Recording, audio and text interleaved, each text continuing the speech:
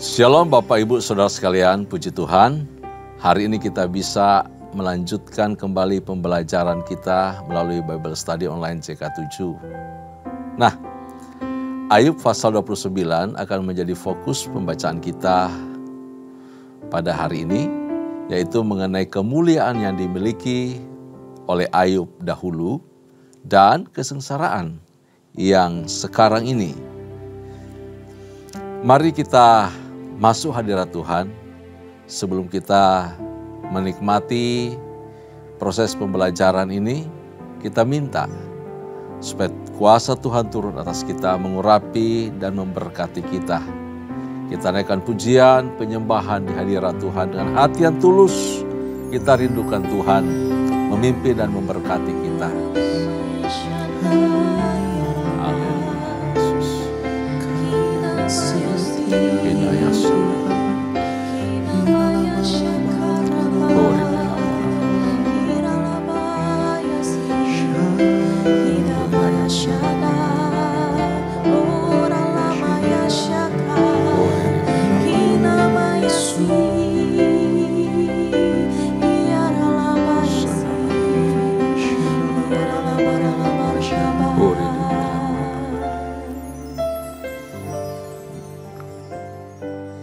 Sekalipun aku dalam lembah gelap, ku tak takut sebab Kau besertaku.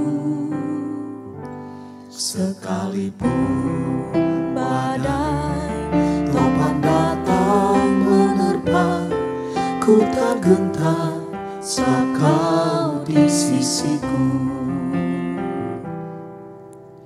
Aku percaya berkat-Mu atasku melimpah,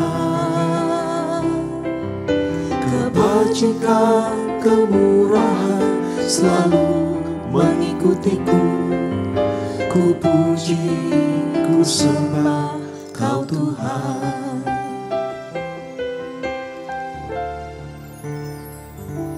Sekalipun aku dalam lembah gelap, ku tak takut sebab Kau besertaku. Sekalipun badai topan datang menerpa, ku tak gentar sebab Kau di sisiku. Aku percaya berkat-Mu atasku melimpah, kebajikan, kemurahan selalu mengikutiku. Ku puji, ku sembah Kau Tuhan. Aku percaya berkat-Mu atasku melimpah, kebajikan, kemurahan selalu mengikutiku. Ku puji, ku sembah Kau Tuhan. Aku percaya berkat-Mu atasku melimpah, kebajikan, kemurahan selalu mengikutiku. Ku puji, ku sembah Kau Tuhan.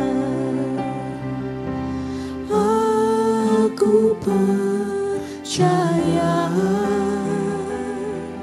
berkat-Mu atasku melimpah, kebajikan, kemurahan selalu mengikutiku.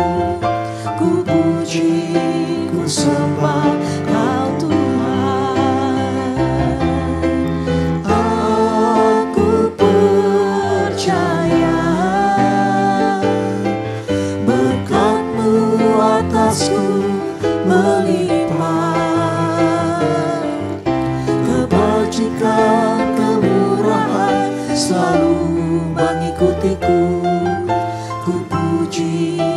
sembah Kau Tuhan.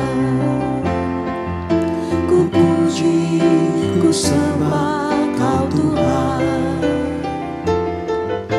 Ku puji, ku sembah Kau Yesus.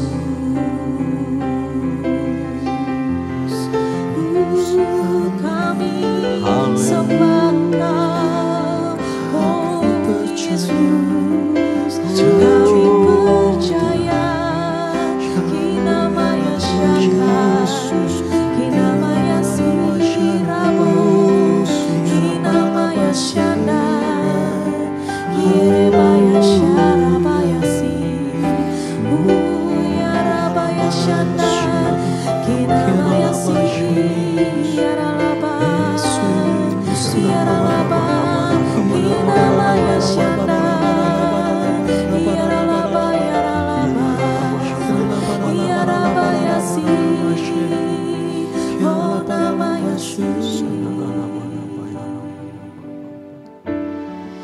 Yeremaya Shana, Yarabaya So, Yarabaya Si.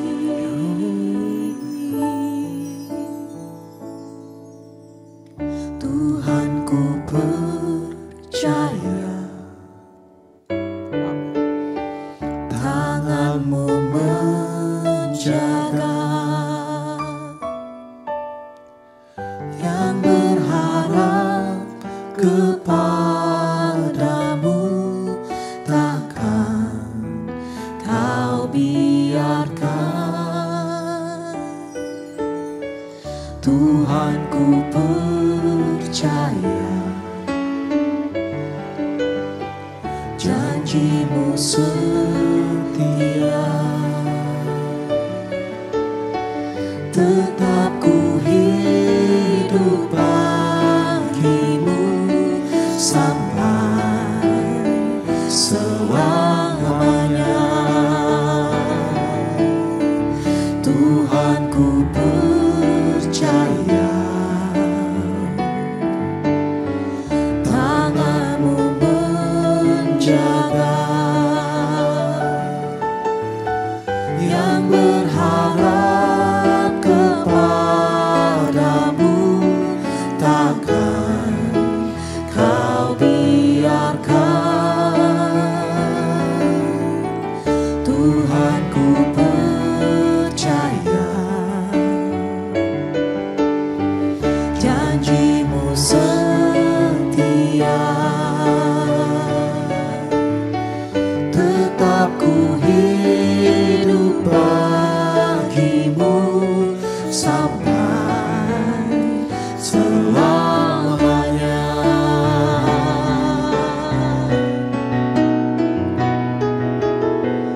Tuhan ku percaya tangan-Mu menjaga, yang berharap kepada-Mu takkan Kau biarkan. Tuhan ku percaya janji-Mu setia, tetap ku hidup bagi-Mu sampai selamanya. Tetap ku hidup bagi-Mu sampai selamanya. Tetap ku hidup bagi-Mu sampai selamanya.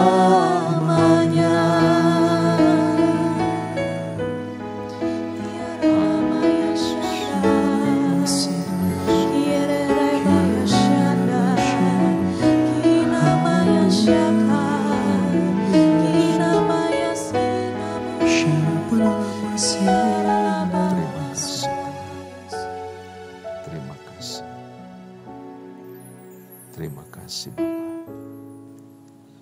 Terima kasih untuk kasih penyertaan Tuhan dalam kehidupan kami. Terima kasih untuk kehadiran Tuhan dalam sepanjang perjalanan hidup ini. Baik dalam keadaan suka maupun duka. Baik keadaan yang baik maupun buruk, Tuhan tidak pernah meninggalkan kami. Terpuji nama-Mu ya Tuhan. Terima kasih untuk kesetiaan-Mu. Terima kasih untuk pertolongan Tuhan. Terima kasih untuk kuasa-Mu yang terus melingkupi kehidupan kami. Terpuji nama-Mu Bapa, berkati perenungan kami akan kebenaran firman-Mu pada hari ini. Kuduskan kami semua, urapi kami, mampukan kami melakukan firman-Mu dalam kehidupan setiap hari. Dalam nama Yesus, berbicara kepada kami lewat pembacaan firman Tuhan di dalam Ayub pasal 29 ini. Kami bersyukur, kami berdoa dalam nama Yesus. Haleluya. Amin. Amin. Puji Tuhan, Bapak Ibu kekasih dalam Tuhan. Mari kita buka Alkitab kita bersama-sama di dalam Ayub pasal yang ke-29 yang menjadi fokus bacaan kita pada hari ini. Nah, dalam buku Alkitab saya, pasal 29 dari kitab Ayub ini terdapat di dalam halaman 565. Saya akan pandu kita untuk membaca bagian ini. Kita akan baca lebih dahulu ayat pertama sampai ayatnya yang ke-6. Ayat pertama sampai ayat yang ke-6. Demikian firman Tuhan, kemuliaan yang dahulu dan kesengsaraan yang sekarang. Maka Ayub melanjutkan uraiannya. Kiranya aku seperti dalam bulan-bulan yang silam, seperti pada hari-hari ketika Allah melindungi aku. Ketika pelitanya bersinar di atas kepalaku, dan di bawah terangnya aku berjalan dalam gelap. Seperti ketika aku mengalami masa remajaku, ketika Allah bergaul karib dengan aku di dalam kemahku. Ketika Yang Maha Kuasa masih beserta aku dan anak-anakku ada di sekelilingku. Ketika langkah-langkahku bermandikan dadi dan gunung batu mengalirkan sungai minyak di dekatku. Nah, apa yang kita baca ini adalah satu kerinduan yang keluar dari hati Ayub. Lalu dia mengenang masa lalu, bulan-bulan lalu.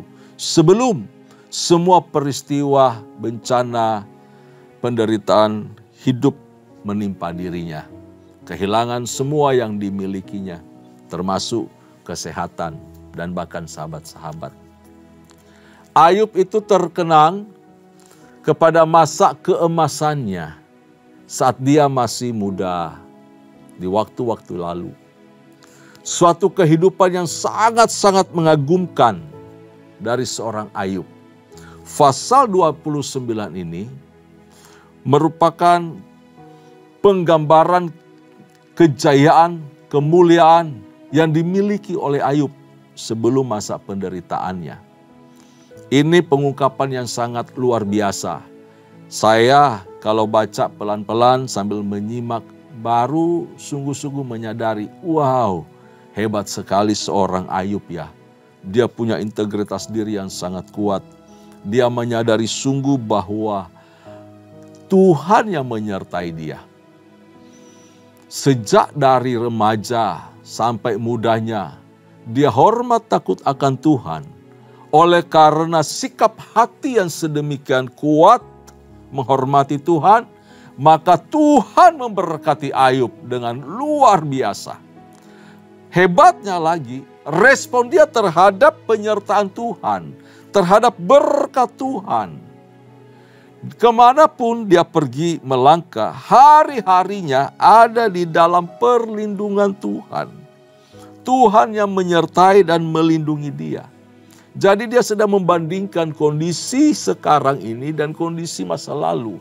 Seolah-olah di waktu yang lampau itu Tuhan menyertai dia. Dibuktikan dengan apa? Segala berkat-berkat yang banyak, berkat-berkat jasmani, hikmat, pengertian. Orang semua menghormati dia. Berkat-berkat jasmani mengalir sedemikian luar biasa memenuhi kehidupan dari Ayub.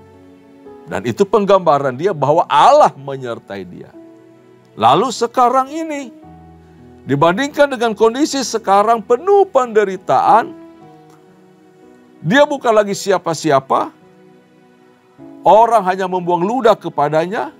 Orang tidak menatap wajahnya. Orang pura-pura tidak mengenal dirinya. Dan dia berkesimpulan bahwa sekarang ini Allah tidak lagi menyertai dia. Allah tidak lagi bersama-sama dengan Ayub. Ini pengungkapan yang sangat luar biasa, Bapak Ibu sekalian Tuhan, dari pribadi Ayub. Dia mengalami sukacita yang luar biasa. Masa remajaku ketika bergaul karib dengan Tuhan. Nah, saya melihat bahwa setiap pribadi yang punya hubungan karib intim dengan Tuhan, dia akan merasakan kedekatan yang luar biasa dengan Allah. Dia akan menikmati bahwa setiap langkah perjalanan hidupnya dalam penyertaan Tuhan. Di masa itu, Ayub tidak takut dengan kegelapan. Ayub tidak takut dengan ancaman. Ayub tidak takut dengan namanya kekurangan. Kenapa? Tuhan sanggup memenuhi. Dengan kata lain, baik di situasi dia ada di atas bukit maupun ketika dia ada di lembah, Tuhan tetap menyertai dia. Tuhan tetap memberkati Ayub. Dikatakan di ayat yang kelima tadi, ketika Yang Maha Kuasa masih beserta aku, dan anak-anakku ada di sekelilingku. Ayub mengalami berkat Tuhan melimpah akibat hubungan pribadi dengan Tuhan, tetapi juga dirasakan bersama-sama oleh istri dan anak-anaknya. Anak-anaknya ada di sekelilingnya, itu menjadi sukacita yang luar biasa bagi Ayub. Kenapa? Dia bisa mengajarkan hormat takut akan Tuhan kepada anak-anaknya dan menikmati indahnya hidup rumah tangga yang diberkati oleh Allah. Ini hebat sekali, keluarga yang luar biasa. Kalau kita perhatikan pengungkapan Ayub di sini. Ketika langkah-langkahku bermandikan dadi dan gunung batu mengalirkan sungai minyak di dekatku. Ini bicara penghasilan Ayub dari pemerahan minyak zaitun. Minyak zaitun, karena alat pemerahannya terbuat dari batu. Sehingga dari batu itu keluar minyak-minyak yang memberkati kehidupannya, memperkaya dia lebih lagi. Wow, hidup yang sangat diberkati. Tapi Ayub menandaskan sekali lagi bahwa akibat dia intim dengan Tuhan, bergaul karib dengan Allah, maka berkat Tuhan turun atasnya. Ini rahasia hidup dalam kelimpahan Tuhan adalah intim dengan Tuhan, bergaul karib dengan Tuhan. Dampaknya adalah pemeliharaan yang luar biasa. Yang kedua, sukacita mengalir melimpah dalam kehidupan kita. Kalau pemeliharaannya itu tak pernah mengenal yang namanya musim gugur atau musim semi, musim kemarau ataupun musim hujan. Tak pernah mengenal musim-musim seperti itu. Allah tetap memelihara. Dalam kondisi susah maupun senang, Allah hadir menyertai dan memelihara. Tetapi yang luar biasa, sukacita yang dibagikan di tengah-tengah keluarga. Dan keluarga ini memuliakan Tuhan. Hebat sekali. Itu yang dialami oleh Ayub di masa mudanya. Diberkati dengan berkat materi, tapi jiwanya juga meluap dengan sukacita. Karena bukan saja pribadinya yang diberkati, namun orang-orang terdekatnya, keluarganya, rumah tangganya diberkati oleh Tuhan. Nah, jadi pertama, mari ambil sikap seperti Ayub. Mengasihi Tuhan dan Tuhan mengasihi Ayub, lalu memelihara Ayub sedemikian luar biasa. Saya percaya Roh Allah ada dalam diri kita, memampukan kita mengasihi Tuhan. Sebab apa? Sebab kasih-Nya, kemurahan Tuhan sudah lebih dulu menguasai dan memiliki kita. Dia lebih dahulu mengasihi kita. Dia lebih dahulu mencintai kita. Kita harus membalas kasih dan kebaikan Tuhan dengan hidup mengasihi Dia lebih lagi. Kita lanjutkan pembacaan kita dari ayat yang ke-7 sampai ayat yang ke-17. Saya akan pandu kita untuk membaca sekali lagi. Apabila aku keluar ke pintu gerbang kota dan menyediakan tempat dudukku di tengah-tengah lapangan, maka ketika aku kelihatan, mundurlah orang-orang muda dan bangkitlah orang-orang yang sudah lanjut umurnya, lalu tinggal berdiri. Para pembesar berhenti berbicara dan menutup mulut mereka dengan tangan. Suara para pemuka membisu dan lidah mereka melekat pada langit-langitnya. Apabila telinga mendengar tentang aku, maka aku disebut berbahagia. Dan apabila mata melihat, maka aku dipuji. Karena aku menyelamatkan orang sengsara yang berteriak minta tolong. Juga anak piatu yang tidak ada penolongnya. Aku mendapat ucapan berkat dari orang yang nyaris binasa. Dan hati seorang janda kubuat bersukaria. Aku berpakaian kebenaran dan keadilan menutupi aku seperti jubah dan serban. Aku menjadi mata bagi orang buta dan kaki bagi orang lumpuh. Aku menjadi bapa bagi orang miskin dan perkara orang yang tidak kukenal kuselidiki. Geraham orang curang kuremuk dan merebut mangsanya dari giginya. Wow, luar biasa. Ayub bertumbuh menjadi seorang yang mengasihi Allah, tetapi juga mengasihi sesama. Bapak Ibu saudara Tuhan, tidak hanya keluarganya atau dirinya mengalami kebaikan Tuhan. Karakter yang terbentuk baik di tengah keluarga ini berdampak keluar, memberkati banyak orang. Kita baca tadi bahwa banyak orang susah ditolong.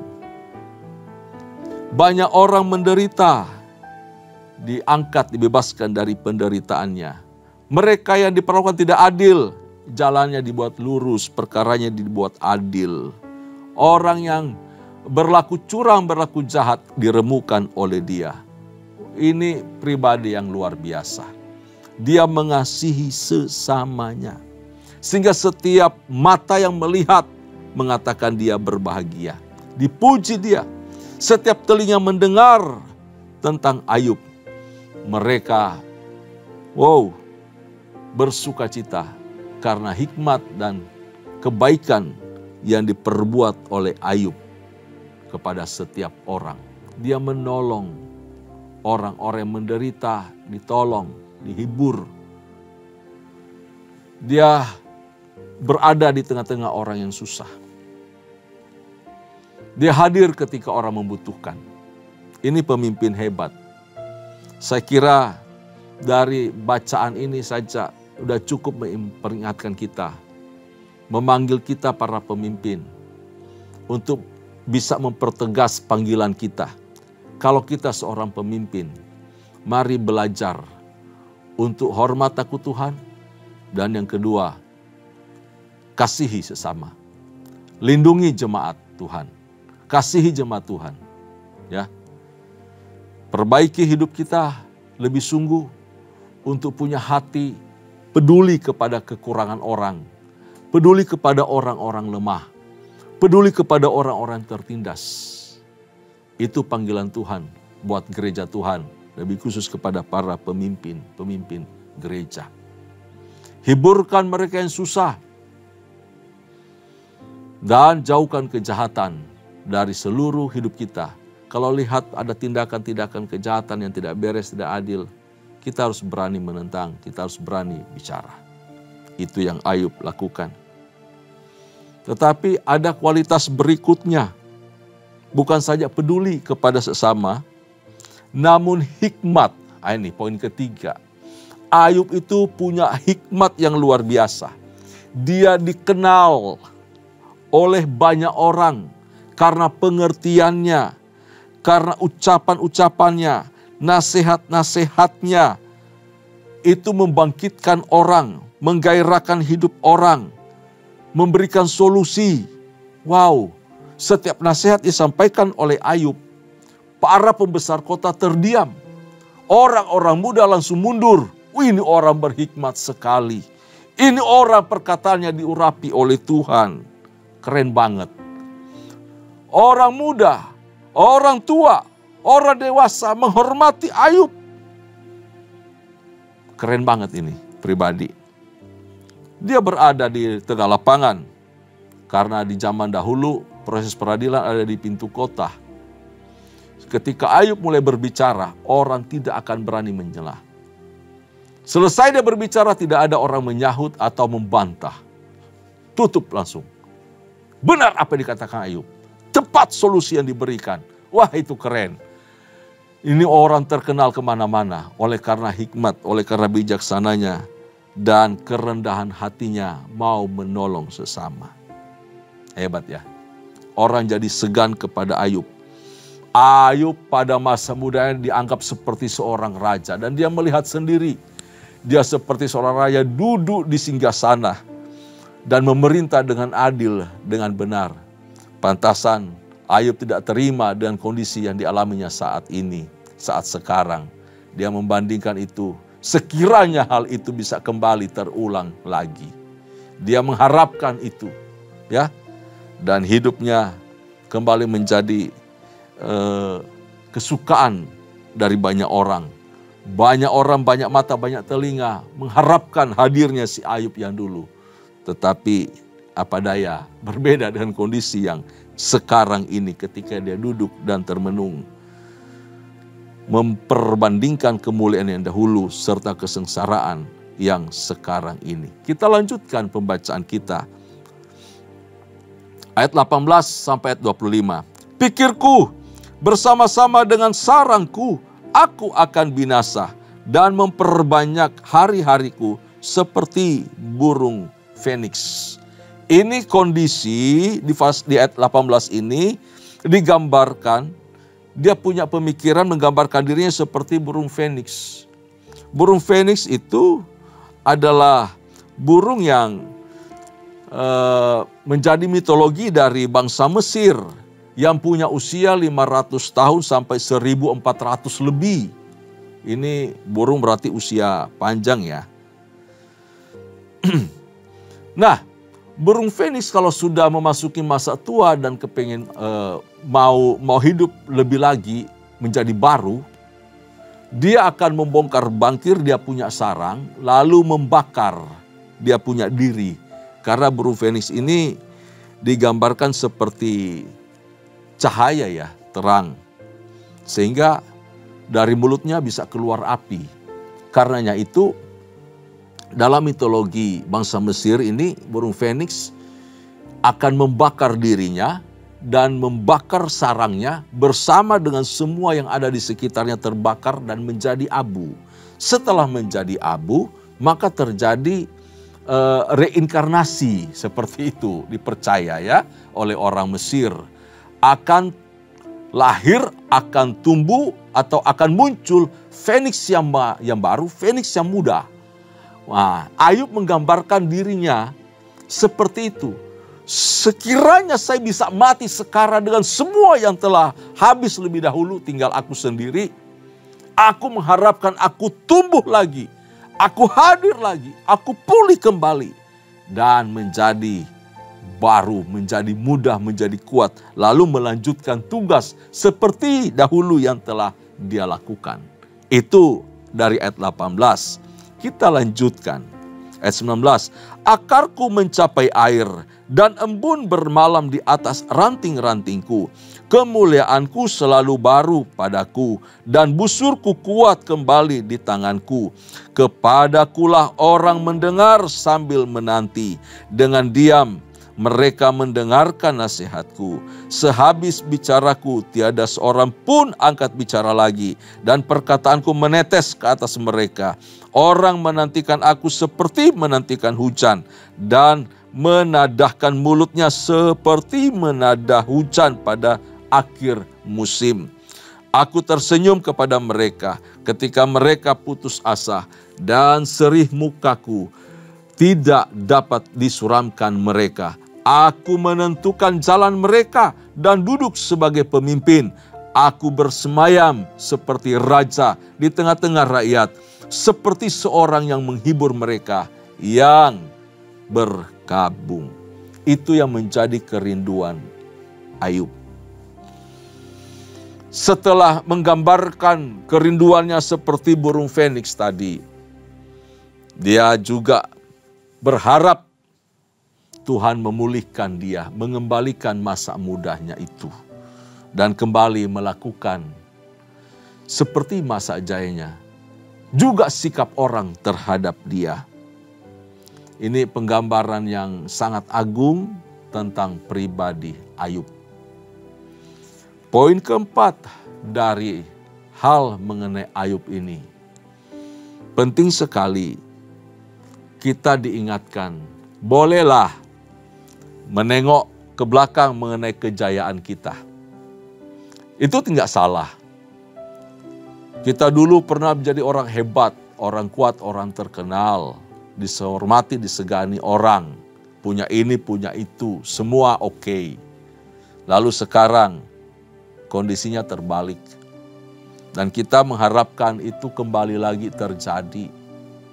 Kita menyadari bahwa situasi yang sekarang ini ternyata kurang oke, kurang enak.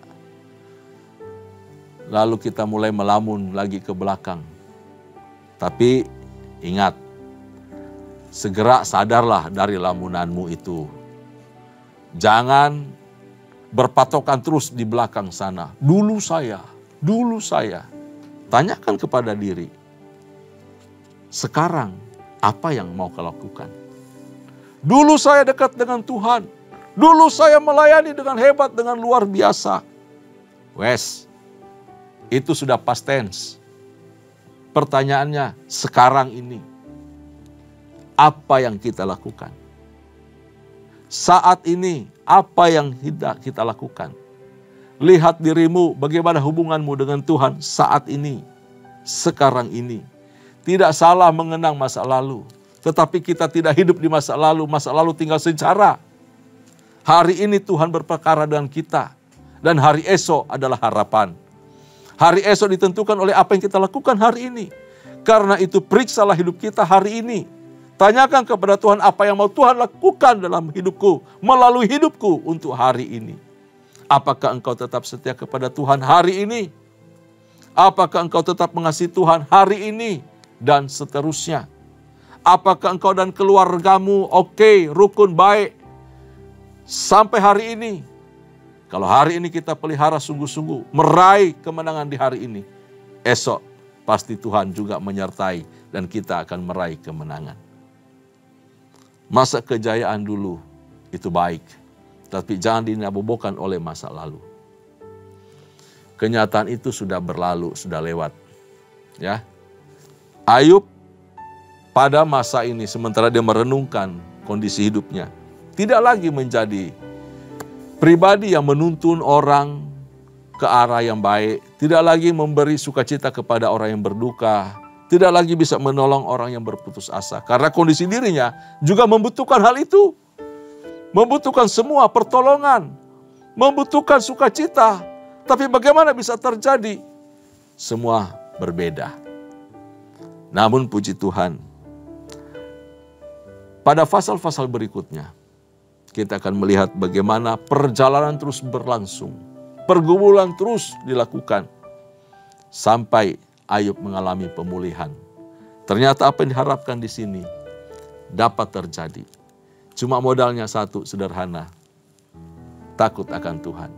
Mengasihi Tuhan, bergaul karib dengan Tuhan. Kalau kita mengalami masa-masa sulit sekarang ini, bukan akibat karena dulu saya setia, dulu saya rajin, dulu saya akrab dengan Tuhan. Kok keadaan sekarang berbeda? Jangan salahkan masa lalu. Ambil pelajaran berharga dari masa lalu. Jangan berhenti untuk setia kepada Tuhan. Jangan berhenti untuk bergaul karib dengan Tuhan. Tuhan izinkan semua terjadi untuk menguji kita. Benarkah kesetiaan kita kepada Dia tanpa embel-embel? Kalau kita mau setia, mau bergaul karib dengan Tuhan karena kita mengasihi Dia, maka saya percaya pemulihan dari Tuhan akan turun atas kita. Tuhan akan memulihkan kita. Tuhan akan mengembalikan masa muda kita seperti kekuatan Raja Wali. Pulih kembali, bangkit kembali, dan memuliakan Tuhan. Tuhan Yesus memberkati kita. Dari pasal 29 kitab Ayub ini, nama Tuhan dipuji, dipermuliakan. Tundukkan kepala, kita berdoa. Bapa yang baik, kami mengucap syukur. Engkau mengasihi kami. Setiap respon kami di hadirat-Mu, Engkau memperhitungkannya. Kami mengucap syukur, Engkau memberkati kami dengan limpahnya. Engkau memberikan sukacita bagi kami. Ketika kami ada di hadirat-Mu, sukacita-Mu melimpah, mengalir, kami rasakan damai sejahtera Allah. Dan sukacita itu juga dirasakan oleh keluarga kami. Selain keluarga kami, juga orang-orang di luar sana merasakan menikmati hadirat Tuhan yang telah Tuhan berikan kepada kami. Hidup yang diubahkan, hidup yang menjadi berkat, hidup yang diberkati. Tidak hanya kami nikmati sendiri, tetapi juga dinikmati oleh orang lain. Sehingga oleh hal itulah nama Tuhan dipuji, dipermuliakan. Orang mendengar, orang menyaksikan, orang melihat bahwa Tuhan baik, Tuhan dahsyat. Ketika umat-Mu disertai, diberkati oleh Tuhan, maka semua mata melihat betapa agungnya Tuhan, betapa hebatnya Allah kami. Terima kasih ya Tuhan, berkati semua umat-Mu. Jadikan kami berkat dari setiap panggilan Tuhan yang Tuhan berikan kepada kami dan apa yang bisa kami kerjakan. Biar kiranya kami maksimalkan untuk hormat kemuliaan bagi nama-Mu. Di dalam nama Yesus Kristus Tuhan, kami bersyukur, kami berdoa. Kekasih-kekasih Tuhan, mari arahkan hatimu di hadapan Tuhan. Anugerah serta berkat yang melimpah dari Allah Bapa, kasih sayang di dalam Kristus Yesus Tuhan, serta persekutuan yang manis dengan Allah Roh Kudus, kiranya menyertai kita mulai hari ini sampai parusia Tuhan datang pada kali yang kedua, bahkan sampai selama-lamanya. Setiap kita yang percaya sama-sama katakan amin. Amin. Tuhan Yesus memberkati kita semua. Haleluya.